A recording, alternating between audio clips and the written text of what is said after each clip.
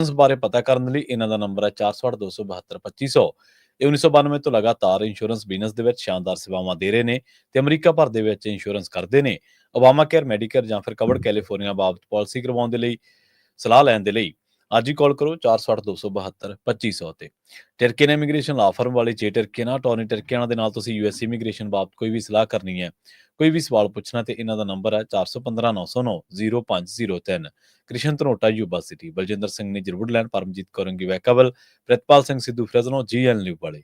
Truck wash ਕਰਦੇ ਨੇ, oil change ਕਰਦੇ ਨੇ, 에ਅਰ ਬ੍ਰੇਕਾਂ ਦਾ ਕੰਮ ਤਸੱਲੀ ਬਖਸ਼ ਕਰਵਾ ਸਕਦੇ, ਨਵੇਂ ਪੁਰਾਣੇ ਟਾਇਰ ਵੀ ਇਹਨਾਂ ਤੋਂ ਮਿਲਦੇ ਨੇ। ਲੋਕੇਸ਼ਨ ਆ ਸੈਂਟਨੇਲਾ ਦੀ।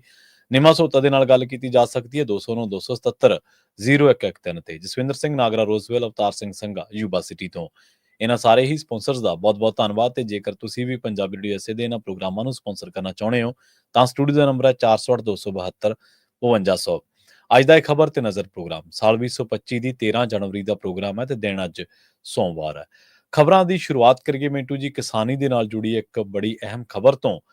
SKM ਇਕਜੁੱਟ ਹੋਣ ਦੇ ਰਾਹ ਪੈ ਗਿਆ ਜੀ। ਮਾਫ ਕਰਨਾ ਬਿਲਕੁਲ ਜੀ। ਆਪਾਂ ਜਦੋਂ ਪਿਛਲੇ ਹਫਤੇ ਦਾ ਖਾਤਮਾ ਕੀਤਾ ਸੀਗਾ ਤਾਂ ਉਸ ਮੌਕੇ ਤੇ ਚਰਚਾ ਚੱਲ ਰਹੀ ਸੀਗੀ ਕਿ SKM ਜਿਹੜਾ ਉਹ ਦੁਬਾਰਾ ਖੜਾ ਹੋ ਸਕਦਾ ਹੈ ਤੇ ਉਹਦੇ ਚ ਸਭ ਤੋਂ ਅਹਿਮ ਕਹਿ ਲਓ ਜਿਹੜਾ ਪੜਾਅ ਸੀ ਉਹ 9 ਤਰੀਕ ਵਾਲੀ ਮਹਾਪੰਚਾਇਤ ਸੀ, ਜਿੱਥੇ ਇਹਨਾਂ ਨੇ SKM ਯਾਨੀ ਜਿਹੜਾ ਪੋਲੀਟੀਕਲ ਧੜਾ ਕਿਹਾ ਜਾਂਦਾ ਹੈ, ਉਹਨਾਂ ਨੇ ਫੈਸਲਾ ਕੀਤਾ ਸੀਗਾ ਕਿ ਅਸੀਂ ਉਹਨਾਂ ਦੇ ਕੋਲ ਜਾਵਾਂਗੇ ਤੇ ਜੇ ਉਹ ਚਾਹਣਗੇ ਤੇ ਅਸੀਂ ਅੱਗੇ ਫਿਰ ਤੁਰ ਸਕਦੇ ਹਾਂ। ਉਹ ਫਿਰ 6 ਮੈਂਬਰੀ ਵਫਦ ਜਿਹੜਾ ਹੈ ਉਹ ਖਨੌਰੀ ਗਿਆ ਸੀਗਾ ਜੀ। ਉਸ ਤੋਂ ਬਾਅਦ ਫਿਰ ਮਤਲਬ ਕਿ ਇੱਕ ਮੀਟਿੰਗ ਉਲੀਕੀ ਜਾਂਦੀ ਹੈ ਕਿ ਮੀਟਿੰਗ ਜਿਹੜੀ ਆ ਉਹ ਪਹਿਲਾਂ ਹੋ ਜਾਵੇ। ਅੱਜ ਇਹਨਾਂ ਦੀ ਮੀਟਿੰਗ ਸੀਗੀ ਤਾਂ ਦੇਖੋ ਮੀਟਿੰਗ ਜਿਹੜੀ ਆ 4 ਘੰਟੇ ਚੱਲੀ ਆ। ਉਸ ਤੋਂ ਉਪਰੰਤ ਪੰਧੀਰ ਸਾਹਿਬ ਨੇ ਆਖਿਆ ਕਿ ਜਿਹੜੀ ਹੁਣ ਅਗਲੀ ਮੀਟਿੰਗ ਆ ਉਹ ਨਿਸ਼ਚਿਤ ਕੀਤੀ ਗਈ ਆ, ਅੱਗੇ ਦੀ ਰਣਨੀਤੀ ਜਿਹੜੀ ਆ ਉਹ ਤੈਅ ਕੀਤੀ ਜਾਊਗੀ। ਤਾਂ ਕਹਿੰਦੇ ਵੀ ਮੀਟਿੰਗ ਦੇ ਵਿੱਚ ਜਿਹੜੀ ਚਰਚਾ ਹੋਈ ਆ ਉਹ ਇਹੋ ਹੋਈ ਆ ਕਿ ਇਸ ਅੰਦੋਲਨ ਨੂੰ ਹੁਣ ਅੱਗੇ ਕਿਸ ਤਰ੍ਹਾਂ ਲੈ ਕੇ ਜਾਇਆ ਜਾਏ ਤਾਂ ਕਿ ਸਰਕਾਰ ਤੇ ਦਬਾਅ ਬਣੇ। ਦੇਖੋ ਆਹੀ ਇੱਕ ਚੀਜ਼ ਹੈ, ਹੋਰ ਕੁਛ ਨਹੀਂ ਹੈ, ਕਿਉਂਕਿ ਜਦੋਂ ਦੋਨਾਂ ਹੀ ਧੜਿਆਂ ਨੇ ਕਹਿ ਦਿੱਤਾ ਕਿ ਭਾਈ ਸਾਡਾ ਨਿਸ਼ਾਨਾ ਇੱਕ ਹੈ, ਸਾਡਾ ਮਤਲਬ ਕਿ ਭਾਈ ਜੋ ਟਾਸਕ ਹੈ ਉਹ ਸਾਂਝਾ ਹੀ ਹੈ, ਦੁਸ਼ਮਣ ਸਾਡਾ ਸਾਂਝਾ ਹੈ, ਤਾਂ ਫਿਰ ਇਹ ਕੋਈ ਵੱਡੀ ਗੱਲ ਨਹੀਂ ਰਹਿ ਜਾਂਦੀ। ਹਾਂ ਠੀਕ ਆ, ਕੁਝ ਵਿਅਕਤੀਗਤ ਕੁਝ ਜਾਤੀਗਤ ਤੁਹਾਨੂੰ ਪਤਾ ਹੀ ਹੈ ਮਸਲੇ ਹੁੰਦੇ ਨੇ, ਤਾਂ ਉਹ ਜਿਹੜੇ ਜਾਤੀ ਮਸਲੇ ਹੁੰਦੇ ਨੇ ਉਹ ਵੀ ਨਿਬੜ ਜਾਂਦੇ ਆ ਜਦੋਂ ਇਸ ਤਰ੍ਹਾਂ ਦਾ ਸਾਂਝਾ ਘੋਲ ਬਣ ਜਾਂਦਾ, ਯਾਨੀ ਵਿਅਕਤੀਗਤ ਮੈਂ ਕਹਿ ਰਿਹਾ। ਤਾਂ ਹੁਣ ਜਿਹੜਾ ਸਭ ਤੋਂ ਵੱਡਾ ਮਸਲਾ ਹੈ ਮੇਰੇ ਖਿਆਲ ਦੇ ਨਾਲ, ਮੈਨੂੰ ਇਉਂ ਜਾਪਦਾ ਹੈ ਕਿ ਜੋ ਮੱਥਾ ਖਪਾਈ ਹੋ ਰਹੀ ਆ ਉਹ ਸ਼ਾਇਦ ਇਸੇ ਕਰਕੇ ਹੋ ਰਹੀ ਹੈ ਕਿ ਹੁਣ ਕੀਤਾ ਕੀ ਜਾਵੇ। ਪ੍ਰਵੀਨ ਜੀ, ਇਹ ਬਹੁਤ ਵੱਡਾ ਸਵਾਲ ਹੈ। ਜੀ ਗੱਲਾਂ ਕਹਿ ਦੇਣੀਆਂ ਸੌਖੀਆਂ ਕਿਉਂਕਿ ਕਿਸਾਨ ਆਗੂ ਭਲੀ ਭਾਂਤ ਜਾਣਦੇ ਆ ਕਿ ਅੱਗੇ ਕੀ ਸੀਗਾ। ਪਿਛਲੀ ਵਾਰੀ ਕੀ ਹੋਇਆ ਸੀਗਾ ਕਿ ਦਿੱਲੀ ਜਾਣ ਵਾਸਤੇ ਜਦੋਂ ਜਦੋਜਹਿਦ ਹੋਈ ਸੀ ਤਾਂ ਇੰਨਾ ਜ਼ਿਆਦਾ ਬਾਰਡਰਾਂ ਤੇ ਕੋਈ ਜ਼ੋਰ ਨਹੀਂ ਸੀ ਲੱਗਾ। ਹਾਲਾਂਕਿ ਜਦੋਜਹਿਦ ਉਦੋਂ ਵੀ ਹੋਈ ਸੀ, ਤੁਹਾਨੂੰ ਪਤਾ ਹੀ ਹੈ, ਪਰ ਕੁਝ ਬਾਰਡਰਾਂ ਤੇ ਤਾਂ ਬਿਲਕੁਲ ਕਹਿ ਲਓ ਕਿ ਆਰਾਮ ਨਾਲ ਹੋ ਸਕਦੇ ਸਨ। ਐਤਕੀ ਉਹਨਾਂ ਨੇ ਜਿਹੜੇ ਪ੍ਰਬੰਧ ਕੀਤੇ ਉਹ ਉਹਦੇ ਨਾਲੋਂ ਤਾਂ ਘੱਟੋ ਘੱਟ ਜੁਦਾ। ਹਾਲਾਂਕਿ ਸੰਘਰਸ਼ ਉਦੋਂ ਵੀ ਕਰਨਾ ਪਿਆ ਸੀ, ਇਹ ਨਹੀਂ ਹੈ ਕਿ ਉਹਨਾਂ ਨੇ ਰੈੱਡ ਕਾਰਪੇਟ ਵਿਛਾ ਰੱਖਿਆ ਸੀਗਾ, ਪਰ ਆਪਾਂ ਨੂੰ ਪਤਾ ਕਿ ਐਤਕੀ ਜਿਹੜੇ ਆ ਉਹਨਾਂ ਦੇ ਪ੍ਰਬੰਧ ਬਹੁਤ ਜ਼ਿਆਦਾ। ਤਾਂ ਮੇਰੇ ਖਿਆਲ ਦੇ ਨਾਲ ਜਿਹੜੀ ਕਿਉਂਕਿ ਹੁਣ ਦੇਖੋ ਜਦੋਂ ਸਹਿਮਤੀ ਬਣ ਗਈ ਪ੍ਰਵੀਨ ਜੀ, ਉਹਦੇ ਚ ਕੀ ਹੁੰਦਾ ਕਿ ਏਜੰਡੇ ਸੈੱਟ ਕਰਨੇ ਹੁੰਦੇ। ਪਹਿਲਾ ਚੈਲੰਜ ਇਹ ਹੁੰਦਾ ਕਿ ਏਜੰਡਿਆਂ ਤੇ ਸਹਿਮਤੀ ਬਣੇ ਕਿ ਭਾਈ ਆਹ ਸਾਡਾ ਮੁੱਖ ਮੰਗ ਦਾ ਨਿਸ਼ਾਨਾ ਰਹੂਗਾ, ਆਹ ਸਾਡਾ ਸੈਕੰਡਰੀ ਹੈ, ਜਾਂ ਆਹ ਮਤਲਬ ਕਿ ਅਸੀਂ ਛੱਡ ਵੀ ਸਕਦੇ। ਜੀ ਤਾਂ ਇੱਕ ਤੇ ਹੁੰਦਾ ਕਿ ਉਹ ਜਿਹੜੇ ਨੁਕਤੇ ਹੁੰਦੇ ਨੇ ਸੈੱਟ ਕੀਤੇ ਜਾਂਦੇ ਆ, ਜਾਂ ਡਿਮਾਂਡਾਂ ਕਹਿ ਲਓ, ਮੰਗਾਂ ਕਹਿ ਲਓ, ਜਿਨ੍ਹਾਂ ਵਾਸਤੇ ਸੰਘਰਸ਼ ਹੁੰਦਾ। ਇੱਕ ਤੇ ਸਾਰੀਆਂ ਧਿਰਾਂ, ਸਾਰੀਆਂ ਜਿਹੜੀਆਂ ਜਥੇਬੰਦੀਆਂ, ਫੋਰਮ ਕਹਿ ਲਓ, ਕਿ ਉਹ ਉਹਦੇ ਤੇ ਸਹਿਮਤ ਹੋਣ ਤਦ ਹੀ ਹੈ ਨਾ। ਜੀ ਕਈ ਵਾਰ ਕੀ ਹੁੰਦਾ ਕਿ ਇਹ ਵੀ ਇੱਕ ਮਸਲਾ ਜਿਹੜਾ ਉਹ ਜਮਾਤੀ ਘੋਲ ਦਾ ਹੁੰਦਾ। ਉਹਦੇ ਚ ਜਿਵੇਂ ਹੁਣ ਮਜ਼ਦੂਰ ਹੈ, ਕੁਝ ਜਥੇਬੰਦੀਆਂ ਜਿਹੜੀਆਂ ਉਹ ਖੇਤ ਮਜ਼ਦੂਰ ਵਾਸਤੇ ਲੜਦੀਆਂ, ਤਾਂ ਕੁਝ ਜਥੇਬੰਦੀਆਂ ਕਿਸਾਨ ਵਾਸਤੇ ਲੜਦੀਆਂ ਨੇ, ਤਾਂ ਕਈ ਵਾਰ ਹਿੱਤਾਂ ਦਾ ਜਿਹੜਾ ਆਪੋ ਵਿੱਚ ਵਿਰੋਧਾਭਾਸ ਵੀ ਹੁੰਦਾ ਹੈ ਜੀ, ਜੀ, ਜੀ। ਟਕਰਾਓ ਵੀ ਹੁੰਦਾ ਹੈ। ਸੋ ਇਸ ਕਰਕੇ ਪਹਿਲੀ ਗੱਲ ਤੇ ਇਹ ਹੁੰਦੀ ਹੈ ਕਿ ਸਹਿਮਤੀ ਜਿਹੜੀ ਆ ਉਹ ਨੁਕਤਿਆਂ ਤੇ ਬਣ ਜਾਵੇ। ਦੂਜਾ, ਕਿ ਹੁਣ ਅੱਗੇ ਕੀਤਾ ਕੀ ਜਾਵੇ। ਜੋਗਿੰਦਰ ਸਿੰਘ ਉਗਰਾਹਾਂ ਨੇ ਕਿਹਾ ਕਿ ਮੀਟਿੰਗ ਚੰਗੇ ਮਾਹੌਲ 'ਚ ਹੋਈ ਹੈ। ਹੂੰ, ਹੂੰ, ਹੂੰ। ਮੋਰਚਾ ਇਹ ਸੋਚਦਾ ਹੈ ਕਿ ਸਾਰੇ ਦਲਾਂ ਨੂੰ ਇਕਜੁੱਟ ਹੋਣਾ ਪਵੇਗਾ। ਜਨਤਾ ਦੇ ਸਹਿਯੋਗ ਤੋਂ ਬਿਨਾਂ ਮੋਰਚਾ ਫਤਿਹ ਨਹੀਂ ਕੀਤਾ ਜਾ ਸਕਦਾ। ਜੀ, ਜੀ। ਤੇ ਅਸੀਂ ਇਹ ਫੈਸਲਾ ਕੀਤਾ ਹੈ ਕਿ ਸਭ ਤੋਂ ਪਹਿਲਾਂ ਤੇ ਅਸੀਂ ਇੱਕ ਦੂਜੇ ਦੇ ਉਲਟ ਬਿਆਨਬਾਜ਼ੀ ਨਹੀਂ ਕਰਾਂਗੇ। ਹੂੰ, ਹੂੰ। ਸਾਡਾ ਦੁਸ਼ਮਣ ਸਾਂਝਾ ਹੈ ਤੇ ਸੰਘਰਸ਼ ਵੀ ਸਾਡਾ ਸਾਂਝਾ ਹੈ। ਤੇ 14 ਜਨਵਰੀ ਨੂੰ 18 ਜਨਵਰੀ ਨੂੰ ਹੂੰ। ਇਸੇ ਜਗ੍ਹਾ ਤੇ ਮੀਟਿੰਗ ਹੋਏਗੀ। ਤਾਂ ਮਤਲਬ ਕਿ ਪ੍ਰਵੀਨ ਜੀ ਫਿਰ ਗੱਲ ਜਿਹੜੀ ਆ ਬਸ ਉੱਥੇ ਜੇ ਖੜਦੀ ਹੈ, ਜਿੰਨਾ ਕੁ ਹੁਣ ਦੇਖੋ ਅੰਦਰ ਕੀ ਰਣਨੀਤੀ ਬਣਦੀ ਆ, ਅੰਦਰ ਕੀ ਗੱਲਾਂ ਬਾਤਾਂ ਹੁੰਦੀਆਂ, ਉਹ ਕਿਤੇ ਨਾ ਕਿਤੇ ਕਹਿ ਲਓ ਕਿ ਸਾਰੀਆਂ ਨਹੀਂ ਬਾਹਰ ਆਉਂਦੀਆਂ। ਮੋਟੇ ਜੀ। ਤੌਰ ਤੇ ਇਹੋ ਆ ਕਿ ਅੰਦਾਜ਼ਾ ਹੋ ਜਾਂਦਾ ਹੈ ਕਿ ਦਰਅਸਲ ਕਿਸ ਗੱਲ ਨੂੰ ਲੈ ਕੇ ਉੱਥੇ ਬਹਿਸ ਹੋਈ ਹੋਵੇਗੀ, ਮੱਥਾ ਖਪਾਈ ਹੋਈ ਹੋਵੇਗੀ। ਹੂੰ। ਤਾਂ ਇੱਧਰ ਜੇ ਆਪਾਂ ਡੱਲੇਵਾਲ ਸਾਹਿਬ ਦੀ ਸਿਹਤ ਦੀ ਗੱਲ ਕਰੀਏ, ਉਹ ਤਾਂ ਬਹੁਤ ਹੁਣ ਤਾਂ ਕਹਿ ਲਓ ਕਿ ਉਹ ਨਾਜ਼ੁਕ ਮੋੜ ਤੇ ਨੇ ਇਸ ਵੇਲੇ। ਪਰ ਸਭ ਤੋਂ ਵੱਡੀ ਗੱਲ ਇਹ ਕਿ ਇਸ ਦੌਰ ਦੇ ਵਿੱਚ ਵੀ ਜੇ ਆਪਾਂ ਦੇਖ ਰਹੇ ਹਾਂ ਕਿ 2 ਮੀਟਿੰਗਾਂ ਤਾਂ ਹੋ ਗਈਆਂ, ਇਹ ਗਏ ਸੀ ਜੇ ਉੱਥੇ ਚੱਲ ਕੇ, ਇੱਕ ਮੀਟਿੰਗ ਉਹ ਵੀ ਆਪਾਂ ਗਿਣ ਸਕਦੇ, ਹੁਣ ਇਹ ਹੋ ਗਈ, ਇਸ ਤੋਂ ਪਹਿਲਾਂ ਵੀ 2 ਹੋਈਆਂ, 18 ਹੁਣ ਫੇਰ, ਮਤਲਬ ਕਿ ਦਿਨ ਕਿਉਂ ਪਾਏ ਜਾਂਦੇ। ਜੀ, ਜੀ। ਤਾਂ ਉੱਥੋਂ ਅੰਦਾਜ਼ਾ ਹੋ ਜਾਂਦਾ ਕਿ ਦਰਅਸਲ ਇਹ ਆਪ ਵੀ ਫਸੇ ਹੋਏ, ਕਿਸਾਨ ਆਗੂ ਫਸੇ ਹੋਏ ਆ। ਤੇ ਕਿਸ ਤਰ੍ਹਾਂ ਦਾ ਫੈਸਲਾ ਲਿਆ ਜਾਵੇ ਜਿਹਦੇ ਨਾਲ ਕੇਂਦਰ ਸਰਕਾਰ ਵੀ ਕਾਬੂ ਕਰ ਲਈ ਜਾਵੇ ਅਤੇ ਕੋਈ ਨੁਕਸਾਨ ਵੀ ਨਾ ਹੋ ਜਾਵੇ, ਯਾਨੀ ਸੰਘਰਸ਼ ਹੈ ਜਿਹੜਾ ਉਹ ਰਵਾਨਗੀ ਵੀ ਫੜ। ਸੋ ਸਾਰੀਆਂ ਚੀਜ਼ਾਂ ਕਿਤੇ ਨਾ ਕਿਤੇ ਮੈਨੂੰ ਲੱਗਦਾ ਕਿ ਜੋ ਮੱਥਾ ਖਪਾਈ ਹੋ ਰਹੀ ਹੈ ਤਾਂ ਕੇਂਦਰ ਦੇ ਵਿੱਚ ਇਹ ਸਾਰੀਆਂ ਚੀਜ਼ਾਂ ਕਿਤੇ ਨਾ ਕਿਤੇ ਚੱਲ ਰਹੀਆਂ। ਜੀ, ਬਿਲਕੁਲ। ਤੇ ਮੈਨੂੰ ਜੀ ਅਗਲੀ ਖਬਰ ਦੇ ਵੱਲ ਵਧੀਆ ਗੱਲ ਕਰੀਏ ਇਆਲੀ ਦੀ ਪੋਸਟ ਦੀ, ਜਿਹਨੇ ਨਵੇਂ ਚਰਚੇ ਛੇੜੇ ਨੇ ਜੀ। ਦੇਖੋ ਇਆਲੀ ਸਾਹਿਬ ਨੇ ਤੇ ਵੈਸੇ ਹੀ ਚਰਚੇ ਛੇੜ ਰੱਖੇ ਆ, ਹੂੰ, ਹੂੰ। ਪਿਛਲੇ ਕੁਝ ਸਮੇਂ ਤੋਂ ਤੁਹਾਨੂੰ ਪਤਾ ਹੀ ਹੈ ਟੇਢੇ ਚੱਲਦੇ ਆ। ਹੁਣ ਗੱਲ ਇਹ ਆ ਕਿ ਇਹਨਾਂ ਨੇ ਆਖਿਆ ਕਿ ਰਾਜਸਥਾਨ ਭਰਤੀ ਲਈ ਡਿਊਟੀ ਲਗਾਈ ਗਈ ਸੀ, ਜਦ ਕਿ ਸ਼੍ਰੀ ਅਕਾਲ ਤਖਤ ਸਾਹਿਬ ਵੱਲੋਂ ਉਹਨਾਂ ਨੂੰ ਅਕਾਲੀ ਦਲ ਵਿੱਚ ਨਵੀਂ ਭਰਤੀ ਲਈ ਬਣਾਈ ਗਈ 7 ਮੈਂਬਰੀ ਕਮੇਟੀ ਵਿੱਚ ਸ਼ਾਮਲ ਕੀਤਾ ਗਿਆ ਹੈ। ਹੁਣ ਉਹ ਜਥੇਦਾਰ ਸਾਹਿਬ ਦੇ ਅਗਲੇ ਹੁਕਮਾਂ ਦੀ ਉਡੀਕ ਵਿੱਚ ਹਨ।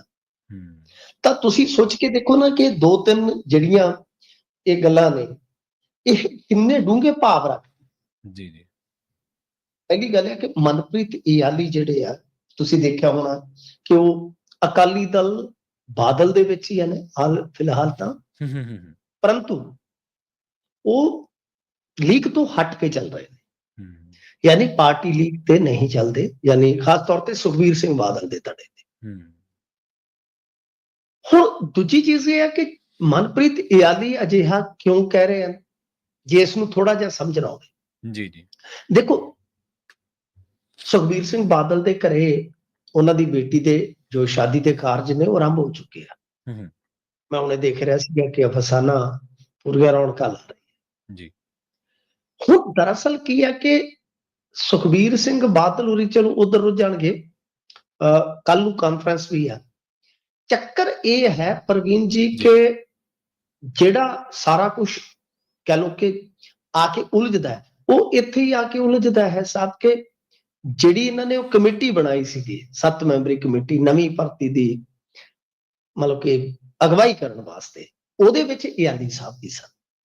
ਹੁਣ ਇਆਲੀ ਸਾਹਿਬ ਦੇ ਕਹਿਣ ਦਾ ਮਤਲਬ ਕੀ ਹੈ, ਇਸ ਨੂੰ ਮਤਲਬ ਕਿ ਆਪਾਂ ਜੇ ਥੋੜੇ ਜਿਹੇ ਅੱਖਰਾਂ 'ਚ ਉਹਨਾਂ ਨੇ ਗੱਲ ਕਹੀ, ਇਸ ਨੂੰ ਥੋੜਾ ਜਿਹਾ ਆਪਾਂ ਖੋਲ ਕੇ ਦੇਖੀਏ ਤਾਂ ਉਹਦੇ 'ਚ ਕੀ ਨਿਕਲਦਾ ਹੈ ਕਿ ਮਨਪ੍ਰੀਤ ਇਆਲੀ ਤੇ ਇੱਕ ਤਰ੍ਹਾਂ ਦੇ ਨਾਲ ਗੇਂਦ ਨੂੰ ਜੋ ਹੈਗੇ ਨੇ ਜਥੇਦਾਰ ਸਾਹਿਬ, ਉਹਨਾਂ ਦੇ ਪਾਲੇ ਦੇ ਵਿੱਚ ਰੇੜ ਰਹੇ। ਠੀਕ ਹੈ, ਸਮਝਦੇ ਹੋ ਨਾ ਕਿ ਬਈ ਹੁਣ ਤੁਸੀਂ ਦੱਸੋ, ਮਾਰਗਦਰਸ਼ਨ ਕਰੋ। ਕੀ ਕਰੋਗੇ ਮਾਰਗਦਰਸ਼ਨ?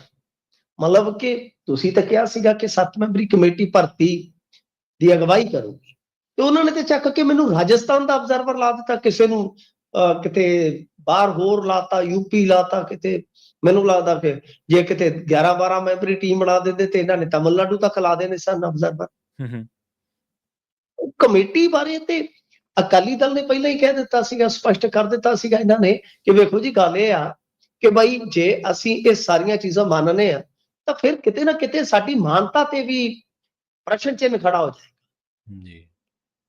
ਤਾਂ ਹੁਣ ਇਹ ਸਾਫ਼ ਹੈ, ਸਪਸ਼ਟ ਆ ਕਿ ਇਆਲੀ ਸਾਹਿਬ ਬਈ ਜੋ ਅਕਾਲੀ ਦਲ ਬਾਦਲ ਨੇ ਫੈਸਲਾ ਲਿਆ ਹੂੰ, ਹੂੰ, ਉਹਦੇ ਵਿੱਚ ਉਹ ਆਪ ਬਹੁਤਾ ਕੁਛ ਨਾ ਕਹਿ ਕੇ ਕਿਤੇ ਨਾ ਕਿਤੇ ਜਥੇਦਾਰ ਸਾਹਿਬ ਤੇ ਗੱਲ ਨੂੰ ਸੁੱਟ ਰਹੇ ਆ ਕਿ ਹੁਣ ਤੁਸੀਂ ਮਾਰਗਦਰਸ਼ਨ ਕਰੋ ਜੀ, ਕੀ ਕਰੀਏ ਅਸੀਂ, ਇਹ ਅਬਜ਼ਰਵਰ ਬਣ ਕੇ ਚਲੇ ਜਾਈਏ ਹੂੰ, ਤਾਂ ਕਿ ਉਹ ਜੋ ਹੁਕਮ ਹੋਇਆ ਫਿਰ ਉਹ ਪੂਰਨ ਤੌਰ ਤੇ ਅਮਲ ਚ ਆ ਜਾਏਗਾ, ਹੂੰ, ਤੇ ਜਾਂ ਫਿਰ ਤੁਸੀਂ ਇੱਕ ਵਾਰੀ ਕਹਿ ਦਿਓ ਕਿ ਹਾਂ ਜੀ ਜਿਹੜੇ ਇਹ ਅਬਜ਼ਰਵਰ ਲਾਏ ਆ ਗਲਤ ਆ, ਤਾਂ ਫਿਰ ਤਾਂ ਤੁਹਾਨੂੰ ਪਤਾ ਹੈ ਨਾ, ਹੂੰ, ਉਹ ਤਾਂ ਫਿਰ ਖੇਡਣੇ ਖਿਲਰਨ ਵਾਲੀ ਗੱਲ ਹੈ। ਤੇ ਇਸ ਹੂੰ, ਕਰਕੇ ਮੇਰਾ ਇਹ ਮੰਨਣਾ ਹੈ ਕਿ ਮਨਪ੍ਰੀਤ ਇਆਲੀ ਹੋਰਾਂ ਨੇ ਸ਼ਾਂਤ ਪਾਣੀ 'ਚ ਹਲਚਲ ਪੈਦਾ ਕੀਤੀ ਆ। ਜੀ ਬਿਲਕੁਲ। ਤਾਂ ਉਸ ਮੌਕੇ ਤੇ ਜਦੋਂ ਜਿਵੇਂ ਕਹਿ ਲਈਏ ਕਿ ਸੁਖਬੀਰ ਸਿੰਘ ਬਾਦਲ ਹੋਰਾਂ ਦੇ ਘਰੇ ਵੀ ਹੁਣ ਚੱਲਦੇ ਪਏ ਨੇ ਸ਼ਗਨ ਵਿਆਹ, ਦੂਸਰੇ ਪਾਸੇ ਕਾਨਫਰੰਸ ਵੀ ਆ ਕੱਲ। ਹੂੰ, ਹੁਣ ਮੈਨੂੰ ਲੱਗਦਾ ਕਿ ਅੱਗੇ ਵੀ ਜਿਵੇਂ ਤੁਸੀਂ ਵੇਖਿਆ ਹੋਵੇਗਾ ਕਿ ਜਥੇਦਾਰ ਸਾਹਿਬ ਜਿਹੜੇ ਆ ਉਹ ਸਮੇਂ-ਸਮੇਂ ਤੇ ਬੋਲਦੇ ਆ, ਜਦੋਂ ਖਾਸਾ ਮਤਲਬ ਕਿ ਲੋਕਾਂ ਦੇ ਵਿੱਚ ਮੀਡੀਆ 'ਚ ਚਰਚੇ ਹੋਣ ਲੱਗ ਜਾਂਦੇ ਫਿਰ ਉਹ ਪ੍ਰਤੀਕਰਮ ਜ਼ਰੂਰ ਦਿੰਦੇ। ਤਾਂ ਜੀ, ਜੀ ਮੇਰਾ ਬਿਲਕੁਲ। ਮੰਨਣਾ ਹੈ ਕਿ ਸ਼ਾਇਦ ਹੁਣ ਵੀ ਉਹਨਾਂ ਦਾ ਪ੍ਰਤੀਕਰਮ ਆ ਜਾਵੇ, ਹੋ ਸਕਦਾ ਹੈ। ਪਰ ਮਨਪ੍ਰੀਤ ਇਆਲੀ ਹੋਰਾਂ ਨੇ ਬੜੀ ਸੂਝ-ਬੂਝ ਦੇ ਨਾਲ ਗੇਂਦ ਜਥੇਦਾਰ ਸਾਹਿਬ ਹੋਰਾਂ ਦੇ ਪਾਲੇ 'ਚ ਧੱਕੀ ਆ ਕਿ ਬਾਈ ਹੁਣ ਤੁਸੀਂ ਦੱਸੋ ਸਾਨੂੰ ਕੀ ਕਰਨਾ ਚਾਹੀਦਾ ਹੈ। ਹੂੰ, ਜੀ ਬਿਲਕੁਲ। ਤੇ ਮਿੰਟੂ ਜੀ ਅਗਲੀ ਖਬਰ ਦੇ ਵੱਲ ਵਧੀਏ ਤੇ ਗੱਲ ਕਰੀਏ ਡਾਕਟਰ ਸੁੱਖੀ ਦੀ ਮੈਂਬਰਸ਼ਿਪ ਦੀ। ਇਸ ਦੇ ਉੱਤੇ ਹੁਣ ਨਵੀਆਂ ਦਲੀਲਾਂ ਜਿਹੜੀਆਂ ਪੇਸ਼ ਹੋਣਗੀਆਂ ਜੀ। ਇਸ ਚੀਜ਼ ਨੂੰ ਥੋੜਾ ਜਿਹਾ ਤਕਨੀਕੀ ਤੌਰ ਤੇ ਸਮਝਣਾ ਪਵੇਗਾ ਜੀ। ਜੀ। ਦੇਖੋ, ਇੱਕ ਪਟੀਸ਼ਨ ਜਾਂਦੀ ਆ ਸਪੀਕਰ ਸਾਹਿਬ ਕੋਲ, ਤਾਂ ਉਹ ਮਤਲਬ ਕਿ ਨਹੀਂ ਗੌਲਦੇ। ਹੂੰ, ਹੂੰ, ਅੱਜ ਕੱਲ ਉਹ ਪੋਡਕਾਸਟਾਂ 'ਚ ਜ਼ਿਆਦਾ ਬਿਜ਼ੀ ਰਹਿੰਦੇ ਨੇ। ਜੀ। ਤਾਂ ਫਿਰ ਉਸ ਤੋਂ ਬਾਅਦ ਮਤਲਬ ਕਿ ਜਦੋਂ ਨਹੀਂ ਇਹਨਾਂ ਨੇ ਗੱਲ ਸੁਣੀ, ਤਾਂ ਜਿਹੜੇ ਐਚ.ਸੀ. ਅਰੋੜਾ ਜੀ ਆ, ਉਹ ਫਿਰ ਚਲੇ ਗਏ ਸਨ ਹਾਈ ਕੋਰਟ। ਜੀ।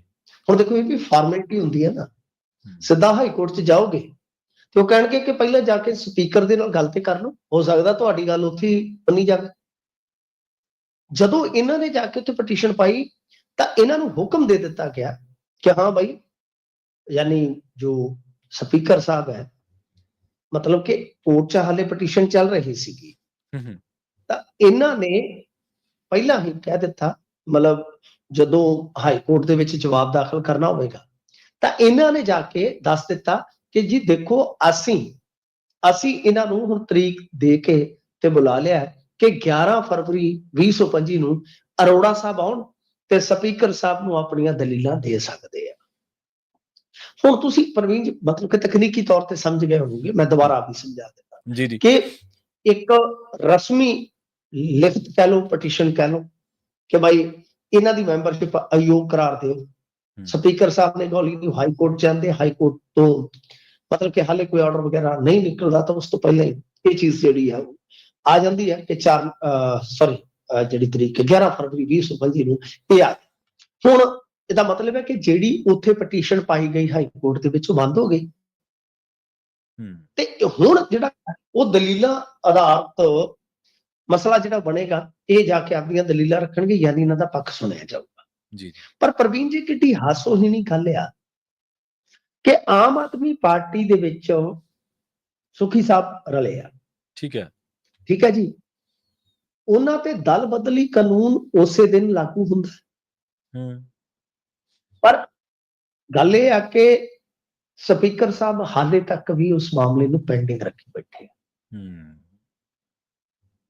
ਅੱਗੇ ਵੀ ਆਪਾਂ ਵੇਖਿਆ ਕਾਂਗਰਸ ਸਰਕਾਰ ਦੇ ਵਿੱਚ ਤੇ ਇੱਕ ਤਮਾਸ਼ਾ ਹੋਇਆ ਸੀਗਾ ਜੀ, ਕਿ ਜੀ। ਸੁਖਪਾਲ ਖਹਿਰਾ, ਫੂਲਕਾ, ਮਾਸਟਰ ਬਲਦੇਵ ਸਿੰਘ, ਇਹਨਾਂ ਦੇ ਅਸਤੀਫਿਆਂ ਤੇ ਮਹੀਨੇ ਨਹੀਂ ਕਈਆਂ ਦੇ ਸਾਲ ਲੰਘ ਗਏ ਸੀ। ਹੂੰ, ਹੂੰ, ਹੂੰ,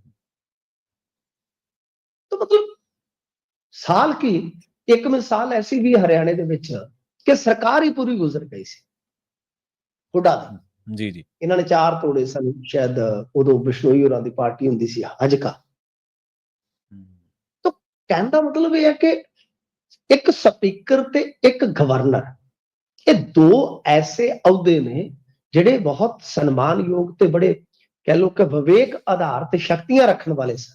ਹੂੰ, ਹੁਣ ਵੇਲਾ ਆ ਗਿਆ ਕਿ ਕੁਝ ਨਾ ਕੁਝ ਇਹਨਾਂ ਵਾਸਤੇ ਚੀਜ਼ਾਂ ਤੈਅ ਕੀਤੀਆਂ ਜਾਣ ਜੇ ਉਹਦੇ ਵੈਸੇ ਤੇ ਸਪੀਕਰ ਤੇ ਰੱਖਣੇ ਪਊ, ਗਵਰਨਰ ਵੀ ਜੇ ਰੱਖਣਾ। ਹੁਣ ਤੁਸੀਂ ਦੇਖੋ ਨਾ ਕਿ ਗਵਰਨਰ ਸਰਕਾਰ ਦੇ ਬਰੋਬਰ ਨਸ਼ਿਆਂ ਦੇ ਵਿਰੁੱਧ ਮੁਹਿੰਮ ਚਲਾ ਰਿਹਾ। ਹਾਲਾਂਕਿ ਇਹ ਸਰਕਾਰਾਂ ਦੀ ਫੇਲਿਅਰ ਹੈ, ਇੱਥੋਂ ਦੀ ਰਾਜਨੀਤੀ ਦੀ ਫੇਲਿਅਰ ਹੈ ਕਿ ਨਸ਼ੇ ਵਾਲੇ ਮੁੱਦੇ ਤੇ ਇੰਨੀਆਂ ਸਰਕਾਰਾਂ ਬਣ ਗਈਆਂ, ਇੰਨੀ ਸਿਆਸਤ ਹੋ ਗਈ ਕਿ ਹੁਣ ਗਵਰਨਰ ਸਾਹਿਬ ਵੀ ਮੈਦਾਨ ਚ ਉਤਰੇ ਹੋਏ। ਮਤਲਬ ਕਿ ਹੈ ਤਾਂ ਉਹਨਾਂ ਦੇ ਅਧਿਕਾਰ ਖੇਤਰ ਦਾ ਮਸਲਾ, ਚਲ ਨਸ਼ੇ ਵਾਲਾ ਮੁੱਦਾ ਵੀ ਹੱਲ ਹੋਣਾ ਚਾਹੀਦਾ, ਕੀ ਪਤਾ ਇਹ ਕਰਾ ਦੇਣ। ਪਰ ਵਿਵੇਕ ਦੇ ਵਿੱਚ ਚੀਜ਼ਾਂ ਜਿਹੜੀਆਂ ਨੇ ਉਹ ਬਹੁਤ ਆਉਂਦੀਆਂ ਹੁੰਦੀਆਂ ਤੇ ਤੁਸੀਂ ਕਰਨੀਆਂ ਹੁੰਦੀਆਂ ਕਿ ਜਿਹੜੀਆਂ ਤੁਹਾਡੇ ਸੰਵਿਧਾਨਕ ਅਹੁਦੇ ਦਾ ਮਾਣ ਤਾਣ ਹੈ ਨਾ ਜਿਹੜਾ ਉੱਚਾ ਰੱਖਿਆ। ਤਾਂ ਬਹੁਤ ਸਾਰੀਆਂ ਥਾਵਾਂ ਤੇ ਆਪਾਂ ਵੇਖਿਆ ਕਿ ਗਵਰਨਰ ਜਿਹੜੇ ਆ ਉਹ ਕੇਂਦਰ ਵਾਸਤੇ ਕੰਮ ਕਰਦੇ ਜਾਂ ਪਾਰਟੀ ਵਾਸਤੇ ਕੰਮ ਕਰਦੇ ਆ। ਮੁੱਦਾ ਠੀਕ ਆ, ਇਸ ਮੁੱਦੇ ਦੀ ਮੁਖਾਲਫਤ ਵੀ ਨਹੀਂ ਆਪਾਂ ਕਰ ਸਕਦੇ, ਇਹ ਵੀ ਮਜਬੂਰੀ ਹੈ, ਪਰ ਕਿਹਨਾਂ ਦੇ ਥਰੂ ਕੀਤਾ ਜਾ ਰਿਹਾ, ਗਵਰਨਰ ਦੇ ਤਾਂ ਫਾਇਦਾ ਕਿਸ ਨੂੰ ਹੋਣ ਜਾ ਰਿਹਾ ਜੀ। ਤਾਂ ਇਸ ਤਰ੍ਹਾਂ ਇਹ ਇੱਕ ਛੋਟੀ ਜਿਹੀ ਮਿਸਾਲ ਤੁਹਾਨੂੰ ਮੈਂ ਵਿੱਚ ਐਡ ਆਨ ਕਰਕੇ ਦੱਸੀ ਹੈ। ਹੁਣ ਜੇ ਆਪਾਂ ਸਪੀਕਰ ਸਾਹਿਬ ਦੀ ਗੱਲ ਕਰੀਏ ਤਾਂ ਵੇਖੋ ਪ੍ਰਵੀਨ ਜੀ, ਬੜੀ ਸਿੰਪਲ ਗੱਲ ਹੈ ਹਾਂਜੀ ਕਿ ਕੋਈ ਵੀ ਬੰਦਾ ਜਦੋਂ ਕਿਸੇ ਪਾਰਟੀ ਨੂੰ ਛੱਡ ਕੇ ਦੂਜੀ ਪਾਰਟੀ ਜੁਆਇਨ ਕਰਦਾ ਹੈ, ਕਿ ਮੈਨੂੰ ਦੱਸੋ ਕਿ ਸਪੀਕਰ ਨੂੰ ਕੋਈ ਓਲਾ ਛੱਪਾ ਹੁੰਦਾ? ਇਹ 6-6 ਮਹੀਨੇ ਸਾਲ ਬੁਲਾਉਂਦੇ ਨਹੀਂ।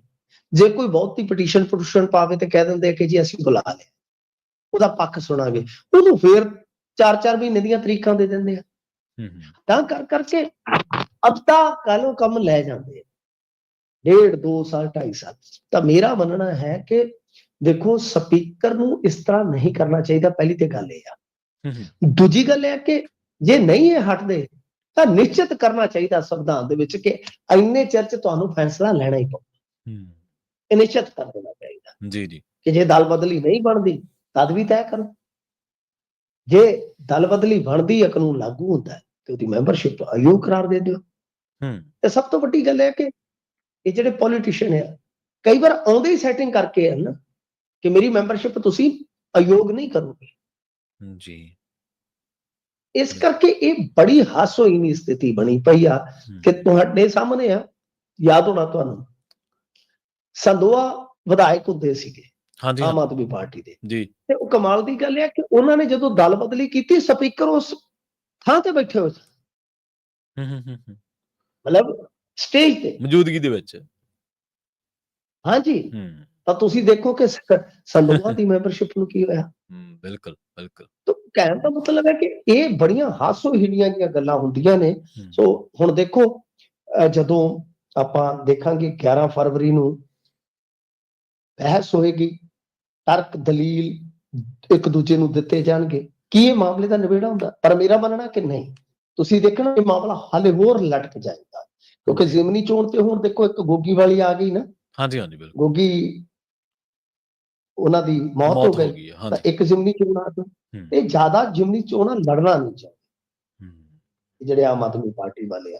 ਤਾਂ ਖੈਰ ਮੇਰੇ ਖਿਆਲ ਦੇ ਨਾਲ ਇਹ ਇੱਕ ਰੌਚਕ ਬਹਿਸ ਹੋਏਗੀ ਜਿਹਦੇ ਵਿੱਚ ਹੋ ਸਕਦਾ ਹੈ ਕਿ ਸਪੀਕਰ ਸਾਹਿਬ, ਕਿਉਂਕਿ ਉਹਨਾਂ ਦੇ ਕੋਲ ਅਧਿਕਾਰ ਬਹੁਤ ਆ, ਹੋ ਸਕਦਾ ਮਾਮਲੇ ਨੂੰ ਲਟਕਾ ਵੀ ਦੇਣ। ਪਰ ਮੈਂ ਜਿਵੇਂ ਤੁਹਾਨੂੰ ਦੱਸਿਆ ਕਿ ਬਹੁਤ ਸਾਰੀਆਂ ਚੀਜ਼ਾਂ ਇੱਥੇ ਠੀਕ ਕਰਨ ਦੀ ਜ਼ਰੂਰਤ ਆ ਜੀ। ਮਿੰਟੂ ਜੀ, ਤੁਹਾਨੂੰ ਯਾਦ ਹੀ ਹੋਣਾ ਜਦੋਂ ਆਪਾਂ ਖਬਰਾਂ ਦੇ ਉੱਤੇ ਚਰਚਾ ਕਰਦੇ ਹੁੰਦੇ ਸੀਗੇ ਅਤੇ ਉਦੋਂ ਕਾਂਗਰਸ ਦੀ ਸਰਕਾਰ ਸੀ, ਕੈਪਟਨ ਸਾਹਿਬ ਦੀ ਸਰਕਾਰ ਸੀਗੀ ਪੰਜਾਬ ਦੇ ਵਿੱਚ। ਜਦੋਂ ਇਹਨਾਂ ਨੇ ਪਾਰਟੀਆਂ ਬਦਲੀਆਂ ਤੇ ਕਾਂਗਰਸ ਦੇ ਵਿੱਚ ਸ਼ਾਮਲ ਹੋਏ ਤਾਂ ਆਪਾਂ ਇੱਕ ਵਾਰੀ ਖਬਰ ਤੇ ਚਰਚਾ ਕਰ ਰਹੇ ਸਨ ਤੇ ਉਸ ਖਬਰ ਦਾ ਮਜ਼ਮੂਨ ਇਹ ਸੀਗਾ ਵੀ ਸਪੀਕਰ ਸਾਹਿਬ ਨੂੰ ਪੁੱਛਿਆ ਗਿਆ ਜਾਂ ਇਹਨਾਂ ਦੀ ਸਰਕਾਰ ਨੂੰ ਪੁੱਛਿਆ ਗਿਆ ਕਿ ਹਾਂ ਵੀ ਜਿਹੜੇ ਦਲ ਬਦਲੀ ਵਾਲੇ ਆ ਉਹਨਾਂ ਦਾ ਕੀ ਬਣਿਆ। ਇਹ ਕਹਿੰਦੇ ਜੀ ਹਲੇ ਨੋਟਿਸ ਹੀ ਉਹਨਾਂ ਨੂੰ ਤਾਮੀਲ ਨਹੀਂ ਹੋਏ। ਉਹ ਇੱਕ ਜਿਹੜੇ ਸਾਡੇ ਸ਼ਾਇਦ ਇਹਨਾਂ ਦੀ ਸਰਕਾਰ ਦੇ ਵਿੱਚ ਸਪੀਕਰ ਸਾਹਿਬ ਦਾ ਮੈਨੂੰ ਨਾਂ ਨਹੀਂ ਹੋਣਾ ਆਉੜ ਰਿਹਾ, ਇੱਕ ਨੌਜਵਾਨ ਕਾਂਗਰਸ ਦਾ ਆਗੂ ਆ, ਉਹਨਾਂ ਨਾਲ ਬੜਾ ਖਹਿਬੜਦਾ KP। ਹਾਂਜੀ ਬਿਲਕੁਲ। ਸੋ ਕਹਿੰਦੇ ਜੀ ਨੋਟਿਸ ਹੀ ਤਾਮੀਲ ਨਹੀਂ ਹੋਏ ਹਲੇ, ਤਾਂ 4-5 ਮਹੀਨਿਆਂ ਬਾਅਦ ਇਹਨਾਂ ਨੇ ਅਦਾਲਤ ਨੂੰ ਹੀ ਜਵਾਬ ਦਿੱਤਾ ਸੀਗਾ ਜੀ। ਦੇਖੋ ਤੁਸੀਂ ਉਹ ਤੇ ਛੱਡੋ, ਇਹ ਜਿਹੜਾ ਦਲ ਬਦਲੀ ਕਾਨੂੰਨ ਬਣਿਆ ਸੀਗਾ, ਐਂਟੀ ਡਿਫੈਕਸ਼ਨ ਲਾ, ਸ਼ਾਇਦ 1985 ਚ ਬਣਿਆ, ਜੇ ਮੈਂ ਨਹੀਂ ਭੁੱਲਦਾ ਗੂਗਲ ਕਰ ਲੈਣਾ ਤੁਸੀਂ ਜੀ। ਇਹ ਰਾਜੀਵ ਗਾਂਧੀ ਵੇਲੇ ਬਣਿਆ ਸੀਗਾ। ਹਾਂਜੀ ਬਿਲਕੁਲ। ਫਿਰ ਇਹਦੇ ਚ ਅਮੈਂਡਮੈਂਟ ਹੁੰਦੀ ਹੈ। ਤਾਂ ਗੱਲ ਇਹ ਆ ਕਿ ਪੰਜਾਬ ਦੀ ਵਿਧਾਨ ਸਭਾ ਨੇ ਉਹ ਨਿਯਮ ਨੋਟੀਫਾਈਡ ਹੀ ਨਾ ਕੀਤੇ ਜੀ। ਸੁਖਪਾਲ ਸਿੰਘ ਖਹਿਰਾ ਨੂੰ ਇਸ ਗੱਲ ਦਾ ਪਤਾ ਸੀ।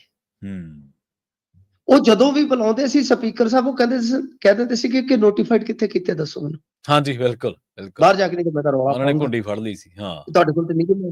ਹੂੰ।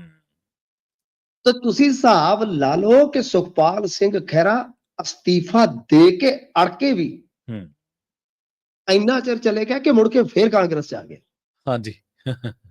ਜੀ। ਯਾਨੀ ਕਿੱਡੀ ਹਾਸੋਹੀਣੀ ਗੱਲ ਆ ਕਿ ਕੋਈ ਕਾਨੂੰਨ ਬਣਿਆ ਹੋਵੇ ਹੂੰ। ਤੇ ਆਪਣੀ ਵਿਧਾਨ ਸਭਾ ਨੇ ਉਹ ਨਿਯਮ ਹੀ ਨੋਟੀਫਾਈਡ ਨਾ ਕੀਤੇ ਹੋਣ, ਹੂੰ। ਐਦੋਂ ਕੋਈ ਹਾਸੋਹੀਣੀ ਗੱਲ ਹੋ ਸਕਦੀ ਆ? ਬਿਲਕੁਲ ਜੀ। ਤਾਂ ਵੀ ਇਹ ਤਾਂ ਆਪਾਂ ਕਹਿ ਦਿੰਦੇ ਕਿ ਵੀ ਚਲੋ ਟਾਲ ਮਟੋਲ ਕਰਦੇ ਆ। ਹੂੰ, ਹੂੰ, ਤਾਂ ਤੁਸੀਂ ਦੇਖ ਲਓ ਕਿੰਨੇ ਸਪੀਕਰ ਆਏ ਤੇ ਕਿੰਨੇ ਚਲੇ ਗਏ। ਹੂੰ। ਤਾਂ ਸੁਖਪਾਲ ਖਹਿਰਾ ਬੇਸਿਕਲੀ ਇਹਨਾਂ ਚੀਜ਼ਾਂ ਦਾ ਇਲਾਹ ਲੈ ਕੇ ਉਦੋਂ ਨਾ ਸਿਰਫ ਬਚੇ ਰਹੇ ਬਲਕਿ ਭੱਤੇ ਪੁੱਤੇ ਆਪਦੇ ਜਿਹੜੇ ਆ ਉਹ ਸਾਰੇ ਲੰਮਾ ਸਮਾਂ ਲੈਂਦੇ ਰਹੇ। ਇਹ ਤਾਂ ਲੈਂਦੇ ਗੱਲ ਪਤਨੀ ਉਹਨਾਂ ਤੇ ਵੀ ਨਾ ਜਾਊ। ਹਾਂਜੀ, ਹਾਂਜੀ, ਬਿਲਕੁਲ ਮਿੰਟੂ ਜੀ, ਇਹ 1985 ਦੇ ਵਿੱਚ ਹੀ ਲਿਆਂਦਾ ਗਿਆ ਸੀਗਾ ਤੇ 2002 ਦੇ ਵਿੱਚ ਫਿਰ ਇਹਦੇ 'ਚ 1-2 ਸੋਧਾਂ ਜਿਹੜੀਆਂ ਉਹ ਜੋੜੀਆਂ ਗਈਆਂ ਸਨ।